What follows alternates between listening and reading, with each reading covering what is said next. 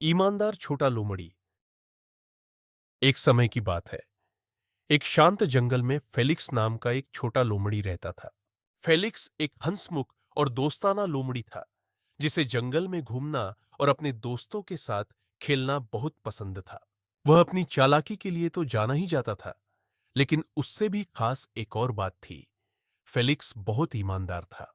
एक दिन जब सूरज चमक रहा था, फेलिक्स ने जंगल की पगडंडी पर एक चमकदार, खूबसूरत घड़ी पड़ी देखी। उसका सुनहरा पट्टा था और वह धूप में चमक रही थी।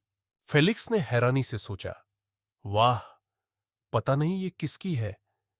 फेलिक्स का मन घड़ी को रखने का था, क्योंकि वह बहुत सुंदर थी।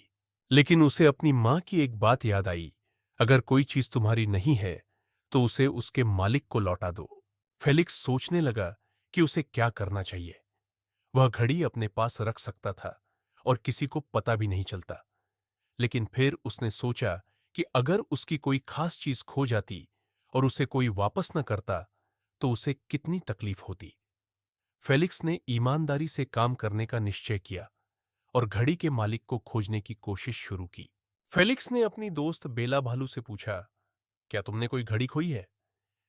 बेला ने सिर हिला के माना कर दिया। अगले दिन फिर उसने उल्लू ऑस्कर से पूछा, क्या ये घड़ी तुम्हारी है ऑस्कर? लेकिन ऑस्कर ने भी मना कर दिया। अंत में फेलिक्स बूढ़े और समझदार श्रीमान कछुआ के पास गया।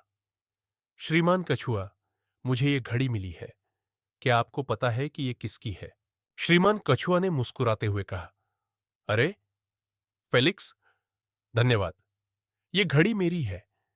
ये मेरे परिवार की ओर से एक उपहार थी और इसके खो जाने से मुझे बहुत दुख हुआ था।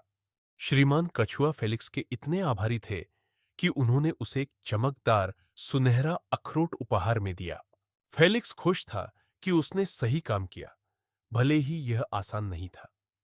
कहानी की सीख, हमेशा ईमानदार रहो, चाहे अपने लिए कोई चीज रख लेना आसान लगे।